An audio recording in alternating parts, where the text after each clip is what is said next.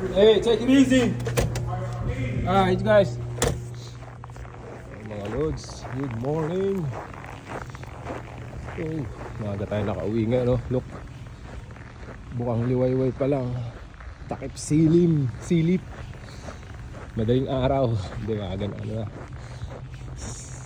Magsi 7 na, 6:58. I clocked out 6:58.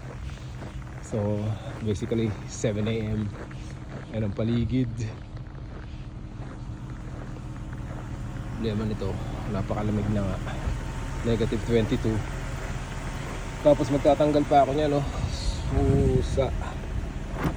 Oh man. Uy, magkakaskas pa tayo ng ano, yelo, mga lods.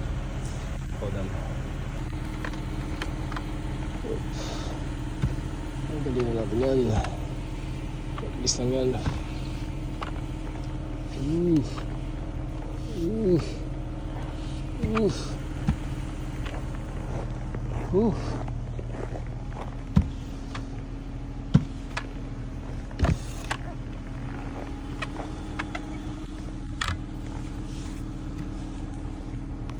na. Sakit na agad kamay ko, mga lods. Hindi talaga ako mahina eh sa kamay.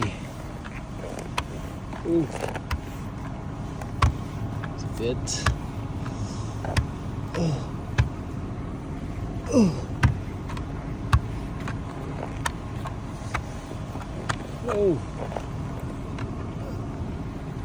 Dugo. Basta bawasan din natin to para may makita tayo. Pero matatanggal naman yan, hanginin naman yan eh. Ano natin, camera, ano labo.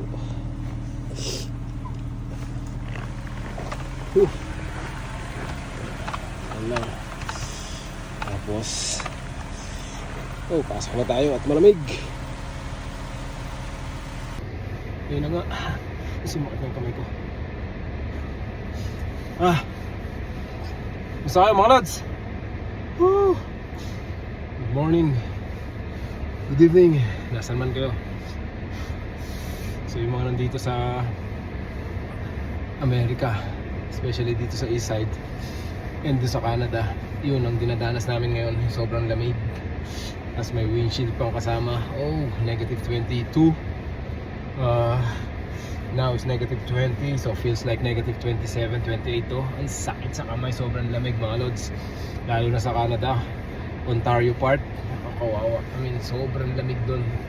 Umabot yata kahapon ng negative 47 sa Celsius. Oh man, paano ka pa I don't know. Ay nako, ngayon pauwi na tayo nung may maaga nga tayo nakalabas, nakabalik from work. So, lamig. Kanina pa ako nasa labas kasi nilabas ko yung van, pinark ko yung van mula sa pinagparkingan ko pabalik sa office, malayo-layo rin. Tapos pumunta pa ako dito. Pagdating ko rito, nagtanggal pa tayo ng yelo. Ayun, talagang wala na, natuluyan na yung sakit ng kamay ko. Anyways, biyahe na tayo pabalik, pauwi. Kanina ko pa naman na-start ko eh. Ngayon ko yung mainit na. So, yun lang. Alright. So, mga load din natin dyan sa Canada and dito sa Amerika. Stay warm, keep safe. Sa Pilipinas, God bless you all. Stay cool. Alright. Maraming salamat.